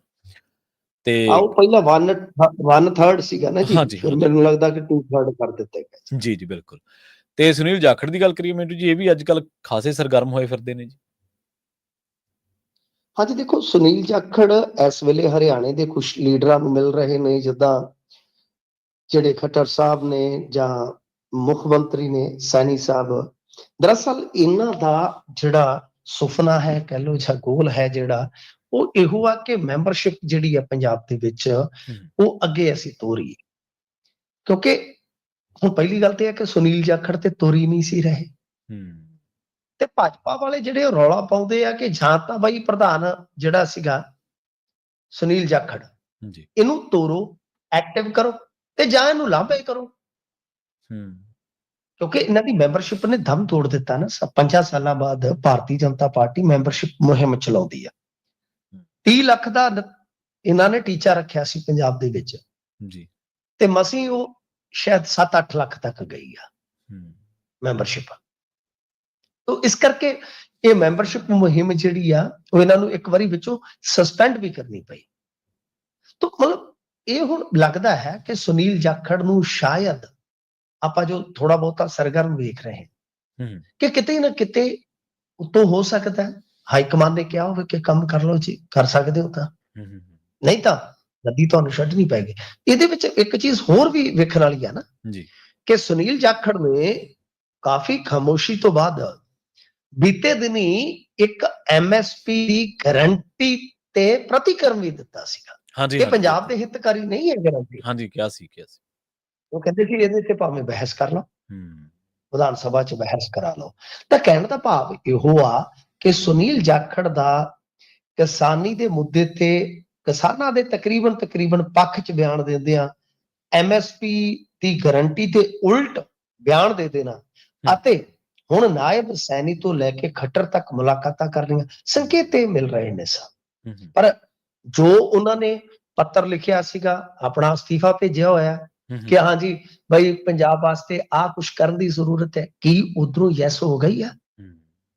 ਜੇ ਉਧਰੋਂ ਯੈਸ ਹੋ ਗਈ ਹੈ ਤਾਂ ਕਾਫੀ ਕਹਿ ਲਓ ਕਿ ਗੇਮ ਰੌਚਕ ਹੈ ਜੀ, ਕਾਫੀ ਗੇਮ ਰੌਚਕ ਹੋ ਜਾਏਗੀ। ਕਿਉਂਕਿ ਜਿਵੇਂ ਮੈਂ ਤੁਹਾਨੂੰ ਕਿਹਾ ਕਿ ਭਾਰਤੀ ਜਨਤਾ ਪਾਰਟੀ ਬੇਸਿਕਲੀ ਮੈਨੂੰ ਜੋ ਲੱਗਦਾ ਹੈ ਕਿ ਭਾਰਤੀ ਜਨਤਾ ਪਾਰਟੀ ਜਿਹੜੀ ਹੈ ਨਾ ਜੀ, ਉਹ ਪੰਜਾਬ ਵਿਧਾਨ ਸਭਾ ਦੀਆਂ ਚੋਣਾਂ ਜਿਹੜੀਆਂ ਉਹ ਹੁਣ ਤੋਂ ਲੜਨਾ ਸਟਾਰਟ ਕਰ ਚੁੱਕੀ ਆ। ਠੀਕ ਹੈ ਜੀ। ਇਹ ਗੱਲ ਬਹੁਤ ਵੱਡੀ ਹੈ। ਜੀ। ਉਹ ਇਦਾਂ ਹੀ ਕਰਦੇ ਆ। ਹਾਲਾਂਕਿ ਜੇ ਮੰਨ ਲਓ ਵਨ ਨੇਸ਼ਨ ਵਨ ਇਲੈਕਸ਼ਨ 'ਚ ਜਾਂਦਾ ਹੈ ਮੁਲਕ, ਤੇ ਮੈਨੂੰ ਲੱਗਦਾ 27 'ਚ ਪੰਜਾਬ 'ਚ ਇਲੈਕਸ਼ਨ ਸ਼ਾਇਦ ਹੋਵੇ ਹੀ ਨਾ। ਠੀਕ ਹੈ ਨਾ ਜੀ, ਹੋ ਸਕਦਾ 29 'ਚ ਚਲਾ ਜਾ। ਹਾਂਜੀ, ਹਾਂਜੀ। ਕਹਿਣ ਦਾ ਮਤਲਬ ਹੈ ਇਹ ਵੀ ਇੱਕ ਉਮੀਦ ਰੱਖੀ ਜਾ ਸਕਦੀ ਹੈ ਨਾ। ਪਰ ਉਹ ਹਾਲੇ ਗੱਲਾਂ ਜਿਹੜੀਆਂ ਬਾਅਦ ਦੀਆਂ, ਹਾਲੇ ਤੇ ਇਹੋ ਆ ਕਿ ਵਨ ਨੇਸ਼ਨ ਵਨ ਇਲੈਕਸ਼ਨ ਜਿਹੜਾ ਉਹ ਸੰਭਵ ਹੁੰਦਾ ਕਿ ਪਹਿਲਾਂ ਤੇ ਇਹ ਦੇਖਣਾ ਹੋਏਗਾ, ਪਰ ਹੋ ਸਕਦਾ ਕਿ ਉਦੋਂ ਗਾਂਹ ਪਛਾਂ ਵੀ ਹੋ ਜਾਵੇ। ਪਰ ਭਾਰਤੀ ਜਨਤਾ ਪਾਰਟੀ ਪੰਜਾਬ ਦੇ ਵਿੱਚ ਜੁਟ ਗਈ ਆ, ਇਹ ਤੇ ਮੰਨਣਾ ਪਊਗਾ। ਕਿਉਂਕਿ ਰਾਜਪਾਲ ਜਿਸ ਤਰ੍ਹਾਂ ਐਕਟਿਵ ਹੋ ਰਹੇ ਨੇ ਡਰੱਗ ਦੇ ਮੁੱਦੇ ਤੇ, ਜਿਸ ਤਰ੍ਹਾਂ ਆਪਾਂ ਹੋਰ 2-3 ਚੀਜ਼ਾਂ ਦੇਖ ਰਹੇ ਹਾਂ, ਅਮਿਤ ਸ਼ਾਹ ਬੋਲ ਰਹੇ ਨੇ, ਇਧਰੋਂ ਇਹ ਵੀ ਸਰਗਰਮੀ ਜਿਹੜੀ ਹੈ ਦੇਖ ਰਹੇ ਹਾਂ, ਤਾਂ ਮੇਰੇ ਖਿਆਲ ਦੇ ਨਾਲ ਭਾਰਤੀ ਜਨਤਾ ਪਾਰਟੀ ਨੇ ਆਪਣਾ ਇਲੈਕਸ਼ਨ ਇੱਥੇ ਲੜਨ ਦਾ ਜਿਹੜਾ ਮਨਸੂਬਾ ਹੈ ਜੋ ਬਣਾਇਆ ਹੋਇਆ, ਤਾਂ ਉਹਨੂੰ ਅਮਲੀ ਜਾਮਾ ਪਹਿਨਾਉਣ ਵਾਸਤੇ ਤਿਆਰੀ ਵਿੱਢ ਲਈ ਆ। ਬਾਕੀ ਦੇਖੋ ਕੀ ਬਣਦਾ ਕੀ ਨਿਬੜਦਾ। ਪਰ ਸੁਨੀਲ ਜਾਖੜ ਦੀ ਸਰਗਰਮੀ ਕਹਿ ਸਕਦੇ ਆਪਾਂ ਕਿ ਬਈ ਕਾਫੀ ਲੰਮੇ ਸਮੇਂ ਬਾਅਦ ਵੇਖਣ ਨੂੰ ਮਿਲੀ ਹੈ, ਪਰ ਇਹਨਾਂ ਦਾ ਪਤਾ ਕੋਈ ਨਹੀਂ ਹੈ ਕਿ ਇਹ ਸਰਗਰਮ ਵੀ ਹੋ ਜਾਂਦੇ ਆ, ਗਰਮ ਵੀ ਹੋ ਜਾਂਦੇ ਆ, ਪਰ ਮੁੜ ਕੇ ਬਰਫ਼ 'ਚ ਵੀ ਲੱਗ ਜਾਂਦੇ ਆ। ਦੇਖਦੇ ਆ ਕਿ ਇਹਨਾਂ ਦੀ ਇਹ ਸਰਗਰਮੀ ਜਿਹੜੀ ਹੈ ਉਹ ਗਾਂ ਕਿੰਨਾ ਕੁ ਵੱਧਦੀ ਹੈ, ਕਿਉਂਕਿ ਹਰਿਆਣੇ ਦੇ ਨੇਤਾਵਾਂ ਦਾ ਜਿਹੜਾ ਇੱਕ ਤੇ ਉੱਥੇ ਭਰਤੀ ਦਾ ਤਜਰਬਾ ਹੈਗਾ, ਦੂਜਾ ਹੈ ਕਿ ਉਹ ਇੱਥੇ ਪੰਜਾਬ ਦੇ ਵਿੱਚ ਸਪੋਰਟ ਕਰ ਸਕਦੇ ਨੇ, ਇਹਦੇ 'ਚ ਕੋਈ ਸ਼ੱਕ ਨਹੀਂ, ਖਾਸ ਤੌਰ ਤੇ ਕੁਝ ਇਲਾਕਿਆਂ ਦੇ ਵਿੱਚ। ਤਾਂ ਲੈਟਸ ਸੀ ਸੁਨੀਲ ਜਾਖੜ ਕਿੰਨਾ ਕੁ ਇਸ ਗੋਲ ਦੇ ਨੇੜੇ ਪਹੁੰਚਦੇ ਆ। ਪਰ ਭਾਰਤੀ ਜਨਤਾ ਪਾਰਟੀ ਦੀ ਜਿਹੜੀ ਉਹ 30 ਲੱਖ ਮੈਂਬਰ ਬਣਾਉਣ ਵਾਲੀ ਮੁਹਿੰਮ ਸੀ, ਉਹ ਤੇ ਬਿਲਕੁਲ ਫੁੱਸ ਹੋ ਗਈ ਸੀ ਪੰਜਾਬ 'ਚ। ਜੀ, ਤੇ ਮਿੰਟੂ ਜੀ, ਡੀਐਸਪੀ ਗੁਰਸ਼ੇਰ ਸਿੰਘ ਲਾਰੈਂਸ ਬਿਸ਼ਨੋਈ ਮਾਮਲੇ ਦੇ ਵਿੱਚ ਜਿਹੜਾ ਬਰਖਾਸਤ ਕੀਤਾ ਗਿਆ ਸੀ ਪਿਛਲੇ ਦਿਨਾਂ ਦੇ ਵਿੱਚ, ਉਹ ਹਾਈ ਕੋਰਟ ਪਹੁੰਚ ਗਿਆ ਜੀ। ਦੇਖੋ ਕਿਤੇ ਤੁਰਿਆ ਫਿਰੇ, ਹੁਣ ਇੱਕ ਵਾਰੀ ਤਾਂ ਕੈਰੀਅਰ ਜਿਹੜਾ ਦਾਅ ਤੇ ਲੱਗ ਗਿਆ ਸਭ। ਹਾਂਜੀ, ਵੈਸੇ ਮੈਨੂੰ ਅੰਦਰੂਨੀ ਜਿਹੜੀ ਜਾਣਕਾਰੀ ਮਿਲੀ ਹੈ, ਕਹਿੰਦੇ ਕਿ ਇਸ ਮਾਮਲੇ ਤੇ ਵੀ ਪੁਲਿਸ ਦੇ ਆਲਾ ਅਧਿਕਾਰੀਆਂ ਦੇ ਵਿੱਚ ਬਹੁਤ ਜ਼ਿਆਦਾ ਮਤਭੇਦ ਹੈਗੇ ਆ, ਠੀਕ ਹੈ ਜੀ। ਬਹੁਤ ਜ਼ਿਆਦਾ ਮਤਭੇਦ ਹੈ ਕਿ ਇੱਕ ਅਫਸਰ ਨੂੰ ਬਲੀ ਦਾ ਬੱਕਰਾ ਬਣਾਇਆ ਗਿਆ ਹੈ। ਤੁਹਾਨੂੰ ਪਤਾ ਨਾ, ਪੁਲਿਸ ਦੇ ਵਿੱਚ ਵੀ ਲੌਬੀਆਂ ਕੰਮ ਕਰਦੀਆਂ ਨੇ ਸਭ। ਹਾਂਜੀ ਹਾਂਜੀ, ਬਿਲਕੁਲ। ਜਿਵੇਂ ਇੱਕ ਕੋਈ ਡੀਜੀਪੀ ਦੀ ਸਮਰਥਕ ਲੌਬੀ ਹੁੰਦੀ ਹੈ ਤੇ ਉਹਦੇ ਵਿਰੋਧ ਦੇ ਵਿੱਚ ਵੀ ਹੁੰਦੀ ਹੈ। ਸੋ ਐਸੀ ਤਸਵੀਰ ਵੀ ਕਹਿ ਲਓ ਕਿ ਅੰਦਰ ਖਾਤੇ ਆਪਣਾ ਵਜੂਦ ਰੱਖਦੀ ਆ। ਦੂਜੀ ਗੱਲ ਇਹ ਆ ਕਿ ਇਹ ਜਿਹੜਾ ਗੁਰਸ਼ੇਰ ਸਿੰਘ ਆ, ਜਿਹੜਾ ਅੰਡਰਗਰਾਉਂਡ ਚੱਲਦਾ, ਵੈਸੇ ਤੇ ਕਹਿੰਦੇ ਆ ਕਿ ਬਾਹਰ ਚੱਲਦਾ, ਉਦਾਂ ਤੇ ਗੀਤ ਵੀ ਚੱਲਦਾ ਨਾ ਅੱਜ ਕੱਲ, ਕਿਤੇ ਛੱਡ ਜੀ ਨਾ ਕਹਿ ਕੇ ਅਮਲੀ ਤੇਰਾ ਕਾਰਡਾਂ ਤੇ ਯਾਰ ਚੱਲਦਾ। ਤੇ ਇਹ ਅੱਜ ਕੱਲ ਡੀਐਸਪੀ ਹੈ ਜਿਹੜਾ, ਉਹ ਕਹਿੰਦੇ ਕਿ ਇੰਡੀਆ ਤੋਂ ਹੀ ਬਾਹਰ ਚੱਲਦਾ ਜੀ, ਇਹ ਤੇ ਇੰਡੀਆ ਤੋਂ ਹੀ ਬਾਹਰ ਚੱਲਦਾ। ਹੁਣ ਇਹ ਜਿਹੜਾ ਲਾਰੈਂਸ ਵਾਲਾ ਮਾਮਲਾ ਹੈ ਨਾ, ਇਹ ਨਹੀਂ ਗਿਆ ਹਾਈ ਕੋਰਟ 'ਚ। ਕਿਉਂ? ਕਿਉਂਕਿ ਇਹ ਮਾਮਲਾ ਤੇ ਆਲਰੇਡੀ ਹਾਈ ਕੋਰਟ 'ਚ ਹੈ ਨਾ ਸਰ। ਹੈਗਾ ਬਿਲਕੁਲ ਜੀ। ਹਾਂਜੀ, ਇਹ ਇੱਕ ਹੋਰ ਮਾਮਲਾ ਹੈ। ਇਹਦੇ ਵਿੱਚ ਗੁਰਸ਼ੇਰ ਬੁਰੀ ਤਰ੍ਹਾਂ ਫਸ ਗਿਆ ਸੀ। ਇਹਦੇ ਇੱਕ ਯਾਰ ਨੇ, ਟਾਲਾ ਸੀਗਾ, ਪੁਰਾਣਾ ਮਿੱਤਰ ਸੀ ਇਹਦਾ, ਮਤਲਬ ਕਿ ਉਹਨੇ ਸ਼ਿਕਾਇਤ ਕਰ ਦਿੱਤੀ ਸੀਗੀ। ਉਸ ਤੋਂ ਬਾਅਦ ਇਹਦੇ ਤੇ ਇੱਕ ਜਿਹੜੀ ਹੋਰ FIR, ਮਤਲਬ ਕਿ ਇਹਨੂੰ ਨਿਖੇੜ ਲਿਓ, ਇੱਕ ਤਾਂ ਲਾਰੈਂਸ ਇੰਟਰਵਿਊ ਦੇ ਮਾਮਲੇ 'ਚ, ਇੱਕ ਦੂਸਰੀ FIR ਨੰਬਰ ਸੀ ਸ਼ਾਇਦ 33। ਜੀ ਜੀ, ਇਹ ਜਿਹੜੀ ਸੀਗੀ ਨਾ, ਉਹਨੂੰ ਰੱਦ ਕਰਵਾਉਣ ਵਾਸਤੇ ਇਹ ਉੱਥੇ ਗਿਆ, ਤੇ ਜਿਹਦੇ ਤੇ ਆਪਾਂ ਕਹੀਏ ਕਿ ਕਾਫੀ ਜ਼ਿਆਦਾ ਅੱਗੇ ਵੀ ਚਰਚਾ ਹੋਈ ਕਿ ਇਹ ਤੇ ਟਾਲੇ ਦਾ ਕੰਮ ਇਹ ਸੀਗਾ ਕਿ ਉਹ ਪ੍ਰਾਪਰਟੀ ਨਾਲ ਜੁੜਿਆ ਕੰਮ ਕਰ ਦੇਖਦਾ ਸੀਗਾ, ਤੇ ਜਿਹੜੀ ਕੋਈ ਮਹਿੰਗੀ ਪ੍ਰਾਪਰਟੀ ਹੁੰਦੀ ਸੀਗੀ, ਦੋਸ਼ ਇਹ ਨੇ ਕਿ ਉਹ ਆਪ ਹੀ ਕਹਿੰਦਾ, ਉਹਨੇ ਆਪ ਜਾ ਕੇ ਦੱਸਿਆ ਕਿ ਅਸੀਂ ਉਸ ਬੰਦੇ ਦੇ ਖਿਲਾਫ ਕਾਰਵਾਈ ਪਾ ਦਿੰਦੇ ਸੀ, ਇਹ ਪੁਲਿਸ ਵੱਲੋਂ ਦਬਾਅ ਪਾਉਂਦਾ ਸੀ ਤੇ ਅਸੀਂ ਸਸਤੇ ਰੇਟਾਂ ਤੇ ਪ੍ਰਾਪਰਟੀ ਹਾਸਲ ਕਰ ਲੈਂਦੇ ਸੀਗੇ। ਤਾਂ ਉਸ ਮਾਮਲੇ ਦੇ ਵਿੱਚ ਗੁਰਸ਼ੇਰ ਜਿਹੜਾ ਹੈ ਉਹ ਗਿਆ ਵਾ ਹਾਈ ਕੋਰਟ ਦੇ ਵਿੱਚ ਕਿ ਇਹ FIR ਜਿਹੜੀ ਆ ਉਹ ਰੱਦ ਹੋਣੀ ਚਾਹੀਦੀ ਆ। ਦੇਖੋ ਕੀ ਬਣਦਾ, ਪਰ ਇਹਦੀ ਰਾਸ਼ੀ ਜਿਹੜੀ ਆ, ਸਮਝ ਲਓ ਕਿ ਅੱਜ ਕੱਲ ਮਾੜੀ ਚੱਲਦੀ ਆ, ਔਖਾ ਹੈ। ਤੇ ਸੁਣਵਾਈ ਜਿਹੜੀ ਹੈ ਉਹ ਹੋਏਗੀ ਹੁਣ 15 ਜਨਵਰੀ ਨੂੰ। ਇਹ ਜਿਹੜਾ ਰਿਕਾਰਡ ਹੈ ਸਾਰਾ ਉਹ ਪੇਸ਼ ਕਰਨਾ ਹੋਵੇਗਾ। ਜ਼ਮਾਨਤ ਵਾਸਤੇ ਇਹ ਜਿਹੜੀ ਪਟੀਸ਼ਨ ਹੈ ਉਹ ਫਾਈਲ ਕੀਤੀ ਗਈ ਆ। ਸੌਰੀ, ਜਿਹੜਾ FIR ਰੱਦ ਕਰਾਉਣ ਵਾਲੀ ਸੀਗੀ ਨਾ ਪਟੀਸ਼ਨ ਪਹਿਲਾਂ, ਉਹ ਇਹਦੀ ਰੱਦ, ਹਾਂਜੀ ਖਾਰਜ ਹੋ ਗਈ ਸੀਗੀ, ਆ ਗਿਆ ਯਾਦ ਮੈਨੂੰ ਜੀ। ਤਾਂ ਹੁਣ ਇਹਨੇ ਜ਼ਮਾਨਤ ਵਾਸਤੇ ਅਪਲਾਈ ਕੀਤਾ ਜੀ। ਤੇ ਮਿੰਟੂ ਜੀ, ਕੌਮਾਂਤਰੀ ਖਿਡਾਰੀ ਨੇ 에ਅਰਪੋਰਟ ਦੇ ਉੱਤੇ ਜ਼ਲੀਲ ਕਰਨ ਦੇ ਦੋਸ਼ ਲਾਏ ਨੇ ਜੀ। ਦੇਖੋ, ਇਹ ਇੰਡੀਅਨ ਓਪਨਰ ਹੈ ਅਭਿਸ਼ੇਕ ਸ਼ਰਮਾ, ਇਹ ਅੰਮ੍ਰਿਤਸਰ ਦਾ ਹੈ, ਠੀਕ ਹੈ ਜੀ, ਤੇ ਬਹੁਤ ਸੋਹਣਾ ਸੁਨੱਖਾ ਹੈ ਤੇ ਬਹੁਤ ਹਮਲਾਵਰ ਖਿਡਾਰੀ ਹੈ ਕ੍ਰਿਕਟ ਦਾ। ਇਹਨੇ ਜਿਹੜੀ ਗੱਲ ਲਿਖੀ ਆ ਆਪਦੇ ਸ਼ਾਇਦ ਪੇਜ ਤੋਂ, ਉਹ ਇਹੋ ਆ ਕਿ ਇੰਡੀਗੋ ਦੇ ਨਾਲ, ਉਹ ਕਹਿੰਦਾ ਕਿ ਮੇਰਾ ਤਜਰਬਾ ਜਿਹੜਾ ਖਾਸਾ ਖਰਾਬ ਰਿਹਾ, ਜਿਵੇਂ ਇੱਕ ਐਕਟਰ ਕਹਿੰਦਾ ਨਾ ਮੈਂ ਖਾਸਾ ਵੱਡਾ ਆਦਮੀ ਆ, ਤਾਂ ਇਹ ਕਹਿੰਦਾ ਕਿ ਮੇਰਾ ਖਾਸਾ ਵੱਡਾ ਤਜਰਬਾ ਜਿਹੜਾ ਨਾ ਮਾੜਾ ਗਿਆ। ਖਾਸ ਕਰਕੇ ਇੱਕ ਕਾਊਂਟਰ ਮੈਨੇਜਰ ਸੁਸ਼ਮਿਤਾ ਦਾ ਜ਼ਿਕਰ ਕੀਤਾ ਹੈ ਕਿ ਉਹਦਾ ਵਿਹਾਰ ਬਿਲਕੁਲ ਹੀ ਗਲਤ ਸੀਗਾ। ਮੈਂ ਕਾਊਂਟਰ ਤੇ ਸਹੀ ਸਮੇਂ ਤੇ ਪਹੁੰਚਿਆ, ਫਿਰ ਮੈਨੂੰ ਕਿਹਾ ਕਿ ਦੂਜੇ ਤੇ ਚਲੇ ਜਾਓ, ਉਧਰ ਗਿਆ ਤਾਂ ਚੈੱਕ ਇਨ ਬੰਦ ਹੋ ਗਿਆ, ਮੇਰੀ ਫਲਾਈਟ ਜਿਹੜੀ ਹੈ ਉਹ ਛੁੱਟ ਗਈ, ਨਾ ਕੋਈ ਮੈਨੂੰ ਹੈਲਪ ਦੇਣ ਵਾਲਾ ਸੀਗਾ। ਤੇ ਜਿਹੜੀ ਮੇਰੀ ਇੱਕ ਛੁੱਟੀ ਸੀ, ਕਿਉਂਕਿ ਇਹਨਾਂ ਮੁੰਡਿਆਂ ਦੇ ਤੁਹਾਨੂੰ ਪਤਾ ਦਿਨ ਬੜੇ ਬਿਜ਼ੀ ਹੁੰਦੇ ਆ, ਕਿਤੇ ਕੋਈ 2-4 ਛੁੱਟੀਆਂ ਹੁੰਦੀਆਂ, ਇੱਧਰ ਉੱਧਰ ਚਲੇ ਗਏ। ਉਹ ਕਹਿੰਦਾ ਕਿ ਜਿਹੜੀ ਛੁੱਟੀ ਸੀ ਮੇਰੀ ਉਹ ਸਾਰੀ ਖਰਾਬ ਹੋ ਗਈ। ਉਹ ਕਹਿੰਦਾ ਕਿ 에ਅਰਲਾਈਨ ਦਾ ਇਹ ਸਭ ਤੋਂ ਮੇਰਾ ਖਰਾਬ ਤਜਰਬਾ ਸੀਗਾ, ਤੇ ਹੁਣ ਇਸ ਮਾਮਲੇ ਤੇ ਕਹਿ ਲਓ ਕਿ ਲੀਪਾਪੋਚੀ ਚੱਲੇਗੀ। ਇਹ ਹੋ ਗਿਆ ਜੀ, ਵਾਹ ਹੋ ਗਿਆ। ਪਰ ਤੁਹਾਨੂੰ ਪਤਾ ਇੰਡੀਅਨ 에ਅਰਪੋਰਟਸ ਦੀ ਹਾਲਤ ਕਿਸ ਤਰ੍ਹਾਂ ਦੀ ਆ। ਇਹ ਕਿਤੇ ਇੱਕ ਥਾਂ ਤੇ ਨਹੀਂ, ਬਹੁਤ ਥਾਵਾਂ ਤੋਂ ਸ਼ਿਕਾਇਤਾਂ ਆਉਂਦੀਆਂ ਕਿ ਇੰਟਰਨੈਸ਼ਨਲ ਪਲੇਅਰ ਦੇ ਨਾਲ ਜੇ ਐਸਾ ਤਜਰਬਾ ਹੋਇਆ ਤਾਂ ਤੁਸੀਂ ਸੋਚ ਕੇ ਦੇਖੋ ਕਿ ਆਮ ਯਾਤਰੂਆਂ ਦਾ ਕੀ ਹਾਲ ਹੋਏਗਾ। ਜੀ ਬਿਲਕੁਲ, ਬਿਲਕੁਲ। ਜੇਕਰ ਇਹਨਾਂ ਲੋਕਾਂ ਨਾਲ ਇਸ ਤਰ੍ਹਾਂ ਦਾ ਵਾਪਰ ਸਕਦਾ ਤੇ ਆਮ ਬੰਦੇ ਦੀ ਉੱਥੇ ਕੀ ਭੁਗਤ ਰਹਿ ਜਾਂਦੀ ਹੈ। ਮਿੰਟੂ ਜੀ, ਇਹਨਾਂ ਖਾਸ ਖਬਰਾਂ ਤੇ ਖਾਸ ਜਾਣਕਾਰੀਆਂ ਦੇ ਲਈ ਤੁਹਾਡਾ ਬਹੁਤ-ਬਹੁਤ ਧੰਨਵਾਦ ਜੀ। ਸ਼ੁਕਰੀਆ। ਜੀ। ਪ੍ਰੋਗਰਾਮ ਖਬਰ ਤੇ ਨਜ਼ਰ ਦੇ ਪਹਿਲੇ ਹਿੱਸੇ ਦੇ ਵਿੱਚ ਆਪਣੇ ਨਾਲ ਜੁੜੇ ਸਨ ਮਿੰਟੂ ਗੁਰਸਰੀਗਾ ਜੀ, ਜਿਨ੍ਹਾਂ ਦੇ ਨਾਲ ਆਪਾਂ ਕਈ ਅਹਿਮ ਖਬਰਾਂ ਨੂੰ ਲੈ ਕੇ ਚਰਚਾ ਕੀਤੀ ਹੈ। ਖਬਰਾਂ ਤੇ ਮਸਲੇ ਹਾਲੇ ਹੋਰ ਵੀ ਨੇ, ਜਿਨ੍ਹਾਂ ਨੂੰ ਲੈ ਕੇ ਆਪਾਂ ਗੱਲਬਾਤ ਕਰਾਂਗੇ। 2 ਮਸਲਿਆਂ ਉੱਤੇ ਆਪਾਂ ਗੱਲਬਾਤ ਕਰਾਂਗੇ। ਇੱਕ ਤਾਂ ਐਨ ਬੀਰੇਨ ਸਿੰਘ, ਕਈ ਲੋਕਾਂ ਨੂੰ ਇਹ ਨਾਂ ਯਾਦ ਹੈ, ਕਈਆਂ ਨੂੰ ਨਹੀਂ ਰਹਿੰਦਾ, ਤਾਂ ਆਪਾਂ ਦੱਸ ਦਿੰਦੇ ਹਾਂ। ਮਣੀਪੁਰ ਦੇ ਮੁੱਖ ਮੰਤਰੀ ਨੇ, ਜਿੱਥੇ ਪਿਛਲੇ 1.5 ਸਾਲ ਤੋਂ ਜਿਹੜੀ ਖਾਨਾ ਜੰਗੀ ਵਰਗੇ ਹਾਲਾਤ ਨੇ, ਹਿੰਸਾ ਵਾਪਰ ਰਹੀ ਹੈ। ਇਹਨਾਂ ਨੇ ਪਿਛਲੇ ਦਿਨਾਂ ਦੇ ਵਿੱਚ ਮਾਫੀ ਮੰਗੀ ਹੈ, ਜੋ ਕੁਝ ਵਾਪਰਿਆ। ਇਹ ਮਾਫੀ ਕਿਉਂ ਮੰਗੀ ਹੈ? ਇਹਦੇ ਪਿੱਛੇ ਸਿਆਸੀ ਮਨਸੂਬਾ ਕੀ ਹੈ? ਕੀ ਇਹ ਵਾਕਈ ਧੁਰ ਅੰਦਰੋਂ ਮਹਿਸੂਸ ਕਰਦੇ ਨੇ ਕਿ ਇਹ ਚੀਜ਼ਾਂ ਜੋ ਵਾਪਰੀਆਂ ਲੰਘੇ ਦਿਨਾਂ ਦੇ ਵਿੱਚ, ਉਹ ਨਹੀਂ ਸੀ ਵਾਪਰਨੀਆਂ ਚਾਹੀਦੀਆਂ? ਇੱਕ ਮੋਦੀ ਸਰਕਾਰ ਦੇ ਵਿੱਚ ਇੱਕ ਰਿਵਾਜ ਚੱਲ ਪਿਆ, ਉਸ ਰਿਵਾਜ ਦੀ ਚਰਚਾ ਸ਼ਾਇਦ ਅਸੀਂ ਪੰਜਾਬੀ ਮੀਡੀਆ ਦੇ ਵਿੱਚ ਉਹਦੀ ਅਣਹੋਂਦ ਮਹਿਸੂਸ ਕਰਦੇ ਹਾਂ ਜਾਂ ਗੈਰ ਹਾਜ਼ਰੀ ਮਹਿਸੂਸ ਕਰਦੇ ਹਾਂ। ਹਾਂ, ਕੁਝ ਕੁ ਲੋਕ ਅਜਿਹੇ ਨੇ ਜਿਹੜੇ ਮੋਦੀ ਸਰਕਾਰ ਦੇ ਨਾਲ ਜੁੜੀਆਂ ਖਬਰਾਂ ਦੇ ਉੱਤੇ ਨਜ਼ਰ ਰੱਖਦੇ ਨੇ, ਉਹਨਾਂ ਦੇ ਉੱਤੇ ਟਿੱਪਣੀ ਵੀ ਕਰਦੇ ਨੇ, ਉਹਨਾਂ ਨੂੰ ਵਿਸ਼ਲੇਸ਼ਣ ਵੀ ਕਰਦੇ ਨੇ ਉਹਨਾਂ ਦਾ। ਯੂਨੀਵਰਸਿਟੀ ਗ੍ਰਾਂਟ ਕਮਿਸ਼ਨ ਦੇ ਮਾਮਲੇ ਦੇ ਵਿੱਚ ਉਹ ਜਿਹੜੇ ਨੇ ਇੱਕ ਨਵਾਂ ਖਰੜਾ ਲੈ ਕੇ ਆ ਰਹੇ ਨੇ। ਇਹ ਖਰੜਾ ਲੈ ਕੇ ਆਂਦਾ ਗਿਆ ਕੌਮੀ ਸਿੱਖਿਆ ਨੀਤੀ ਦੇ ਤਹਿਤ। ਇਹਦੇ ਉੱਤੇ ਆਪਾਂ ਚਰਚਾ ਕਰਾਂਗੇ, ਕਿਉਂਕਿ ਲੰਘੇ ਦਿਨਾਂ ਦੇ ਵਿੱਚ ਦੀਪਕ ਸ਼ਰਮਾ ਜਿਹੜੇ ਚਨਾਰਥਲ ਨੇ, ਸੀਨੀਅਰ ਪੱਤਰਕਾਰ ਨੇ, ਉਹਨਾਂ ਨੇ ਇੱਕ ਚਰਚਾ ਜ਼ਰੂਰ ਕੀਤੀ ਸੀਗੀ ਕਿ ਇਹਨਾਂ ਨੇ ਕਿਹਾ ਯੂਨੀਵਰਸਿਟੀਆਂ ਦੇ ਵਿੱਚ ਜਿਹੜੇ ਵੀ ਪ੍ਰੋਫੈਸਰ ਨੇ, ਉਹ ਹੁਣ ਸਾਹਿਤਕ ਰਚਨਾ ਨਹੀਂ ਰਚ ਸਕਦੇ, ਮਤਲਬ ਕਵਿਤਾਵਾਂ ਨਹੀਂ ਲਿਖਣਗੇ, ਜਾਂ ਉਹਨਾਂ ਨੂੰ ਇਹ ਦੱਸਣਾ ਪਊਗਾ ਕਿ ਅਸੀਂ ਆਹ ਮਸਲੇ ਤੇ ਬੋਲਦੇ ਹਾਂ।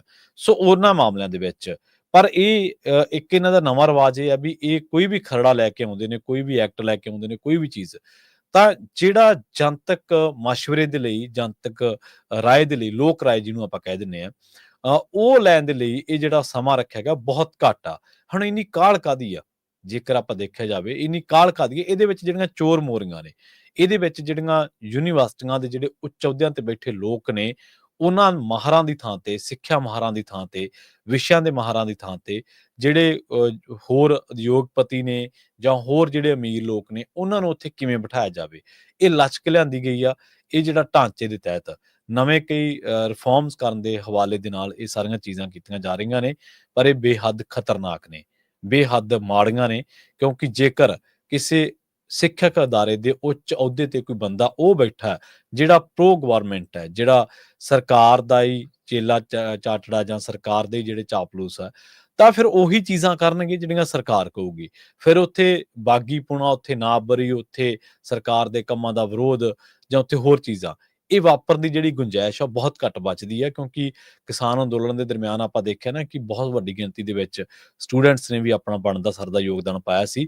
ਤਾਂ ਇਹ ਉਹ ਸਾਰੀਆਂ ਚੀਜ਼ਾਂ ਨੂੰ ਰੋਕਣ ਦਾ ਜਿਹੜਾ ਰਾਹ ਉਹ ਪੱਧਰਾ ਕੀਤਾ ਜਾ ਰਿਹਾ, ਪਰ ਲੋਕਾਂ ਨੂੰ ਇਸ ਗੱਲ ਦੀ ਭਿਣਕ ਤੱਕ ਨਹੀਂ ਪੈਣ ਦਿੱਤੀ ਜਾਂਦੀ। ਖੇਤੀ ਖਰੜੇ ਨੀਤੀ ਦੇ ਉੱਤੇ ਆਪਾਂ ਚਰਚਾ ਕਰ ਹੀ ਚੁੱਕੇ ਹਾਂ, ਇਹਨੂੰ ਵੀ ਥੋੜਾ ਸੀਮਤ ਸਮਾਂ ਦਿੱਤਾ ਗਿਆ। ਹੁਣ ਇਹ ਜਿਹੜੀ ਸਿੱਖਿਆ ਨੀਤੀ ਹੈ, ਇਹਦੇ ਵਿੱਚ ਜਿਹੜੀਆਂ ਸੋਧਾਂ ਨੇ, ਇਹਨੂੰ ਬੜਾ ਸੀਮਤ ਸਮਾਂ ਦਿੱਤਾ ਗਿਆ ਤੇ ਉਸ ਤੋਂ ਬਾਅਦ ਲਾਗੂ ਕਰ ਦਿੱਤੀਆਂ ਜਾਣਗੀਆਂ। ਇਹਨਾਂ ਦੋਨਾਂ ਗੱਲਾਂ ਦੇ ਉੱਤੇ ਆਪਾਂ ਚਰਚਾ ਕਰਾਂਗੇ ਇੱਕ ਬ੍ਰੇਕ ਤੋਂ ਬਾਅਦ। ਜੁੜੇ ਰਹੋ ਪੰਜਾਬੀ ਰੇਡੀਓ USA ਦੇ ਨਾਲ।